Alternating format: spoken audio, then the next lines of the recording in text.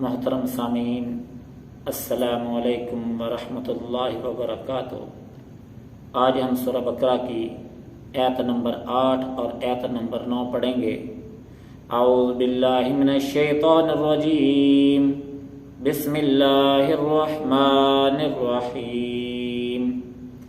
وَمِنَ النَّاسِ مَن يَقُولُ آمَنَّا بِاللَّهِ وَبِالْيَوْمِ الْآخِرِ وَمَا هُمْ بِمُؤْمِنِينَ يُخَادِعُونَ اللَّهَ وَالَّذِينَ آمَنُوا وَمَا يَخْدَعُونَ إِلَّا أَنفُسَهُمْ وَمَا يَشْعُرُونَ۔ صدق اللہ مولانا العظیم۔ ان آیات کا ترجمہ یہ ہے، اور لوگوں میں سے بعض کہتے ہیں ہم ایمان لائے اللہ پر اور آخرت کے دن پر، حالانکہ وہ ایمان لانے والے نہیں، دھوکہ دیتے ہیں اللہ کو اور ایمان والوں کو۔ حقیقت میں وہ دھوکہ دے رہے ہیں اپنے آپ کو، اور ان کو شعور بھی نہیں۔ یہ منافقین کے گروہ کا تذکرہ ہے، یعنی یہ تیسرا گروہ ہے۔ دو گروہوں کا پہلے تذکرہ تھا۔ پہلا گروہ ایمان والوں کا، جس کا الف لام میم ذالک الکتاب لا ریب فیہ سے شروع ہو کر اولئک هم المفلحون تک جن کا تذکرہ تھا۔ دوسرا گروہ خالص کافر، جو زبان سے بھی کفر کا اقرار کرتے ہیں، دل سے بھی کافر، ان کا تذکرہ تھا، جن کے اندر منافقت نام کی کوئی چیز نہیں تھی، یعنی پکے کافر، خالص کافر، نہ دھوکہ نہ فریب، ان کا تذکرہ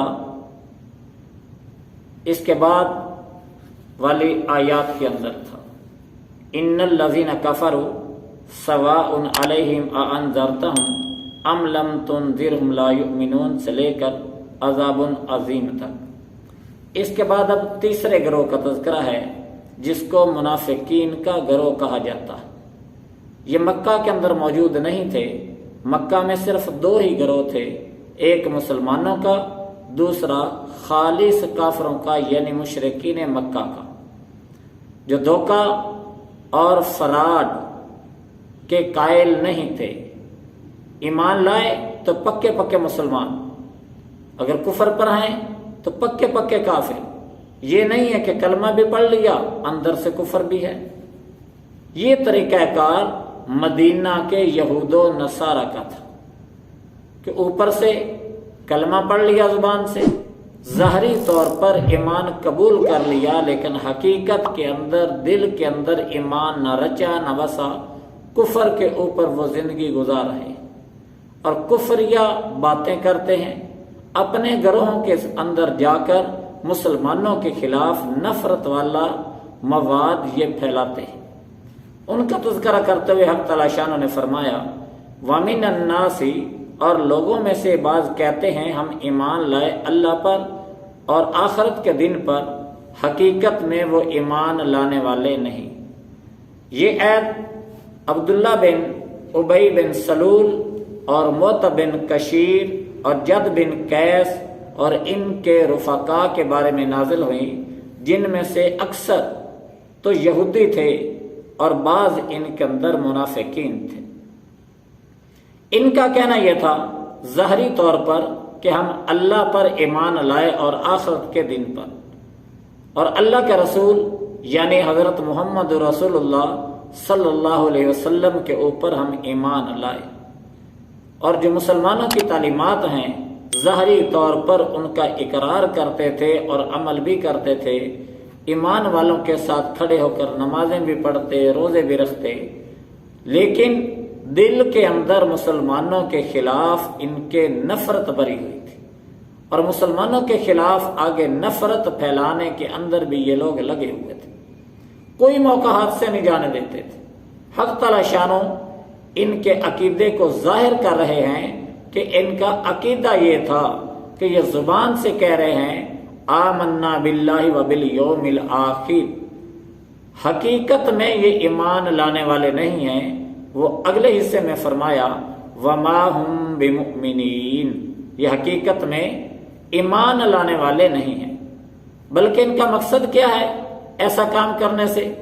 ظاہری طور پر ایمان کا اقرار کر کے زبان سے کلمہ اسلام پڑھ کے، زبان سے لا الہ الا اللہ محمد رسول اللہ کا اقرار کر کے یہ اللہ اور ایمان والوں کو دھوکہ دینے کی کوشش کر رہے ہیں، اور یہ سمجھ رہے ہیں کہ ہم اللہ کو دھوکہ دے رہے ہیں، حالانکہ اللہ کو تو کوئی بھی دھوکہ نہیں دے سکتا، اس لیے کہ اللہ کے اوپر تو کسی کی چلتی نہیں ہے۔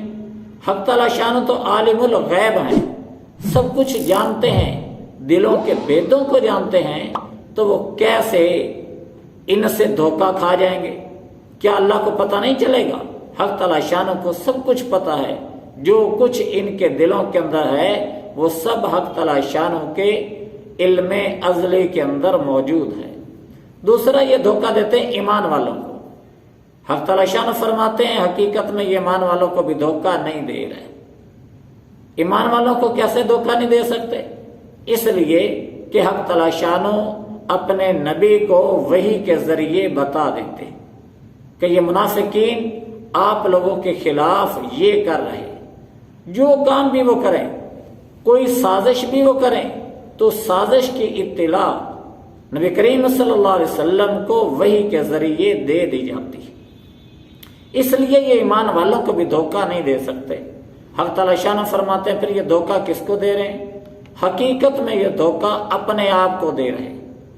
دنیا میں تو یہ سمجھ رہے ہیں ہم نے اللہ کو دھوکہ دے لیا اور ایمان والوں کو دھوکہ دے لیا، اللہ کے رسول کو دھوکہ دے لیا، لیکن حقیقت یہ ہے کہ یہ اپنے آپ کو دھوکہ دے رہے ہیں۔ جب کل آنکھیں بند ہوں گی اور موت کا فرشتہ ان کے روح کو قبض کرے گا، آخرت کے مناظر ان کے سامنے کھلیں گے، تو پھر ان کو پتہ چلے گا حق کیا تھا، باطل کیا تھا، سچ کیا تھا، جھوٹ کیا تھا، ہم کس کو دھوکہ دے رہے تھے۔ پھر ان کو پتہ چلے گا کہ ہم دھوکہ دے رہے تھے یا اپنے آپ کو دھوکہ دے رہے تھے یا دوسروں کو دھوکہ دے رہے تھے۔ حق تعالی شان فرماتے ہیں یہ اپنے آپ کو دھوکہ دے رہے تھے، لیکن ان کے پاس شعور نہیں تھا، عقل نہیں تھی، فہم و فراست نہیں تھی۔ شعور کس کو کہتے ہیں؟ شعور اتنے سے علم کو کہتے ہیں جتنا ایک جانور کو علم ہوتا ہے اپنے مالک کے بارے میں۔ اب جانور ایک گائے ہے، بھینس ہے، بکری ہے، اونٹ ہے، کوئی بھی جانور انسان نے پالتو گھر کے اندر رکھا ہوا ہے، گھر کے اندر باندھا ہوا ہے، جب وہ جانور بھوکا ہوتا ہے اور مالک باہر سے آتا ہے تو وہ مالک کو دیکھ کر کھڑا ہو جاتا ہے اور وہ جانور بولنا شروع کر دیتا ہے۔ کوئی بھی جانور ہو وہ بولنا شروع کر دیتا ہے اپنے مالک کو دیکھ کر۔ کیوں؟ اس نے اپنے مالک کو پہچان لیا، اس کو پتا ہے کہ یہ میرا مالک، یہی مجھے چارہ ڈالے گا، یہی میرا چارہ مجھے کھلائے گا۔ اس کے علاوہ اگر کوئی اور آدمی آ جائے تو اس کے آنے کے اوپر نہ جانور کھڑا ہوتا ہے اور نہ بولتا ہے۔ کیوں؟ اس جانور کو پتا ہے کہ یہ آدمی اوپرا ہے، یہ پرایا ہے، یہ میرا مالک نہیں ہے، یہ مجھے چارہ نہیں ڈالے گا۔ تو یہ ایک جانور کو جو اپنے مالک کے بارے میں اتنا سا علم ہے، اس علم کو شعور کہتے ہیں۔ فرمایا ان لوگوں کے پاس یعنی منافقین کے پاس تو شعور بھی نہیں ہے۔ اگر شعور ہوتا تو پھر یہ اپنے مالک کو، اپنے رب کو یہ پہچان لیتے۔ ان کے پاس شعور بھی نہیں ہے، یہ اپنے رب کو، اپنے خالق کو، اپنے مالک کو پہچان بھی نہیں ہے۔